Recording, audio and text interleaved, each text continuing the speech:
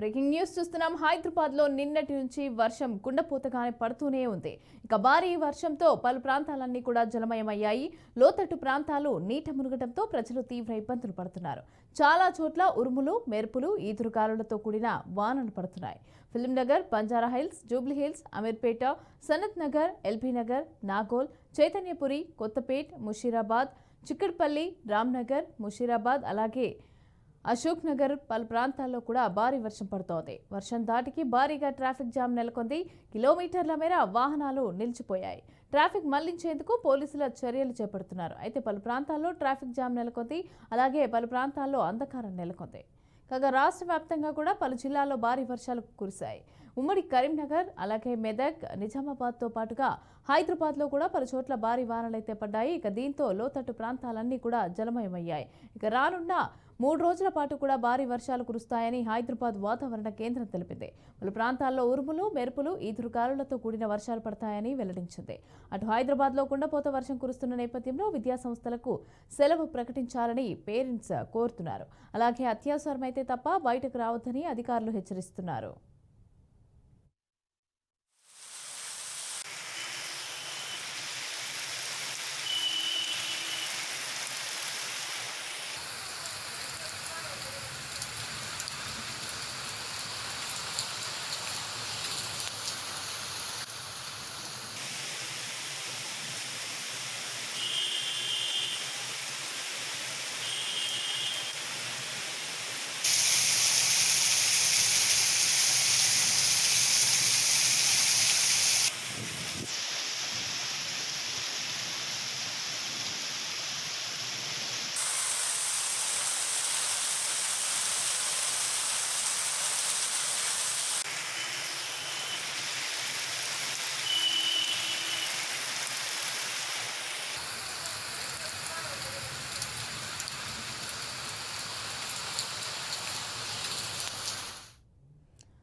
ఇక హైదరాబాద్లో నిన్నటి నుంచి కూడా వర్షం పడుతూనే ఉంది. ఇక భారీ వర్షంలో పలు ప్రాంతాలన్నీ కూడా జలమయమయ్యాయి.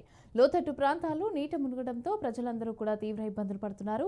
అయితే చాలా చోట్ల ఉరుములు, మెరుపులు, ఈదురుగాలులతో కూడిన వర్షాలు పడుతున్నాయి.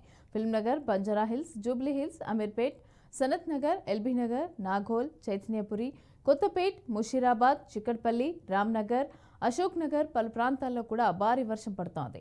వర్షం దాటికి భారీగా ట్రాఫిక్ జామ్ నెలకొంది. అయితే కిలోమీటర్ల మేర ట్రాఫిక్ అయితే నిలిచిపోయింది. ఇక ట్రాఫిక్ మళ్లించేందుకు పోలీసులు చర్యలు చేపడుతున్నారు. పలు ప్రాంతాల్లో ట్రాఫిక్ జామ్ నెలకొంది. అయితే కాగా రాష్ట్ర వ్యాప్తంగా కూడా పలు జిల్లాల్లో భారీగా వర్షాలైతే కురుస్తున్నాయి. ఇక ఉమ్మడి కరీంనగర్ జిల్లా, అలాగే మెదక్, నిజామాబాద్తో పాటుగా హైదరాబాద్లో కూడా భారీ వర్షాలు పడ్డాయి. దీంతో లోతట్టు ప్రాంతాలన్నీ కూడా జలమయమయ్యాయి. ఇక మరోవైపు రానున్న 3 రోజుల పాటు కూడా భారీగా వర్షాలు కురుస్తాయని హైదరాబాద్ వాతావరణ కేంద్రం తెలిపింది. పలు ప్రాంతాల్లో ఉరుములు, మెరుపులు, ఈదురుగాలులతో కూడిన వర్షాలు పడతాయని వెల్లడించింది. ఇక హైదరాబాద్లో కుండపోత వర్షం కురుస్తున్న నేపథ్యంలో విద్యాసంస్థలకు సెలవు ప్రకటించాలని పేరెంట్స్ కోరుతున్నారు. అత్యవసరమైతే తప్ప బయటకు రావద్దని అధికారులు హెచ్చరిస్తున్నారు.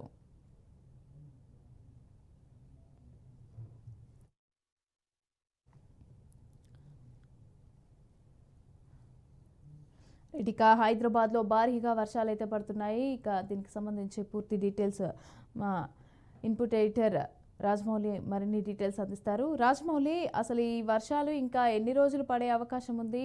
దీనికి సంబంధించి అధికారులు కూడా హెచ్చరికలు జారీ చేస్తున్నారు. మరి ఇంకా ఏ విధంగా కొనసాగే అవకాశం ఉందంటారు ఇది?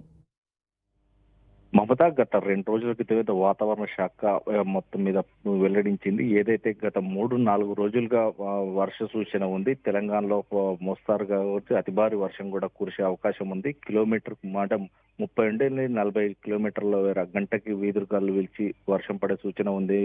తెలంగాణ లోపల కరీంనగర్, వరంగల్, నిజామాబాద్, ఆదిలాబాద్, హైదరాబాద్, రంగారెడ్డి జిల్లాల్లో వర్ష సూచన ఉందని చెప్పి అధికారులు దీన్ని పట్టించుకోలేదు అని కూడా చెప్పొచ్చు. ఇక దీనికి సంబంధించి ఒక్కసారిగా కుండపోత వర్షం అంటే సుమారుగా 6 గంటల వర్షం ఏకదాటిగా కురచడంతో ఎక్కడెక్కడ రోడ్లని జలమయమయ్యాయి. కానీ హైదరాబాద్ లో చూస్తే నాలాలు మాత్రం నోరు తెరిచి ఉన్నాయని చెప్పొచ్చు. ఎక్కడ ఏ నాలా నోరు తెరిచి ఉందనేది గమనించలేదు. కానీ ప్రజలు మాత్రం ఊపిరి పీల్చుకున్నారని చెప్పొచ్చు. ఒక దిక్కు చూస్తే ఆ, ఏదైతే స్కూళ్లకు కాలేజీలకు వెళ్ళిన వ్యక్తులు రోడ్లపై నడిచి రావాలంటే మాత్రం భయాందోళనకు గురవుతున్నారని చెప్పొచ్చు. ఎందుకంటే ఎక్కడ చూసినా కానీ రోడ్లలో నీళ్లు నిలిచిపోయేది, మొత్తం మీద కార్లకు సగం మేర తుడిచిపోయాయి. ఇక టూ వీలర్లు అయితే మునిగిపోయాయని చెప్పొచ్చు. ఎక్కడ చూసినా కానీ ట్రాఫిక్ జామ్లు, మొత్తం మీద రోడ్ల మీద నీళ్లు అంటే మరీ మొఖాల మంటి కాకుండా నడుముల మంటి ఒక్కొక్కరు నడిచి వెళ్తూ ఉంటే కూడా మనం చూసాము. ఈ నేపథ్యంలోనే ఉమ్మడి కరీంనగర్ జిల్లాలో కూడా భారీ వర్షం కురిచింది. మెదక్, నిజామాబాద్ జిల్లాలలో కూడా భారీ వర్షం కురిచింది. ఇక్కడ రోడ్లను జలమయమై, లోతట్టు ప్రాంతాలకు మాత్రం జలమయ్యాయి, రాకపోకలు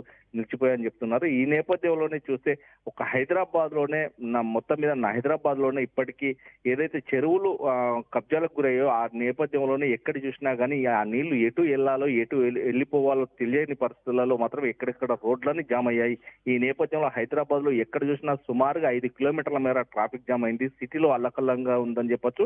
గడిచిన 2 రోజుల కంటే ఇప్పుడు 2 రోజులు కూడా వర్షాలు పడే సూచన ఉన్నది. ఇప్పటికైనా అధికారులు కళ్ళు తెరిచి నాలాలు ఎక్కడ ఉన్నా కానీ క్లోజ్ చేసి దాన్ని శుద్ధి చేయాల్సిన పరిస్థితి ఏర్పడ్డది. ఇక చూస్తే జిహెచ్ఎంసీ అధికారులు కూడా దీన్ని పట్టించుకున్న పాపాల పోలేదు అని మాత్రమే తెలుస్తుంది. ఎందుకంటే ఇప్పుడు స్కూళ్లకు వెళ్ళాలంటే, పిల్లలను తీసుకువెళ్లాలంటే ఇబ్బంది గురవుతున్న నేపథ్యంలో స్కూళ్లకు తెలంగాణ గవర్నమెంట్ స్కూళ్లకు 2 రోజులు సెలవు ప్రకటించాలంటూ కూడా విద్యార్థుల తల్లిదండ్రులు కోరుతున్నారు. ఈ నేపథ్యంలోనే మరో 2 రోజులు వర్షాలు కూర్చే అవకాశం ఉన్నందున ఈ నేపథ్యంలో స్కూళ్లకు అంటే సెలవులు ఇస్తారా లేదా అనేది మాత్రం వెయిట్ చేయాల్సిన పరిస్థితుంది. ఏది ఏమైనప్పటికీ మాత్రం తెలంగాణ జిల్లాలో దంచి కొడుతున్న వానలకు మాత్రం ఒక్కసారి అల్లకల్లోలం అవుతున్నారు. ఈ నేపథ్యంలోనే ప్రభుత్వ యంత్రాంగం కూడా పనిచేసిన తీరు ఎంతగానో ఉందని చెప్పొచ్చు. ఈ నేపథ్యంలోనే ఎక్కడ చూసినా కానీ వర్షాలు పడుతున్న నేపథ్యంలో ఇటు రైతులకు కావచ్చు పంటలు నష్టపోతున్నారని చెప్తున్నారు.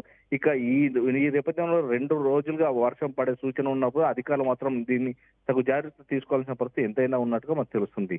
మమత.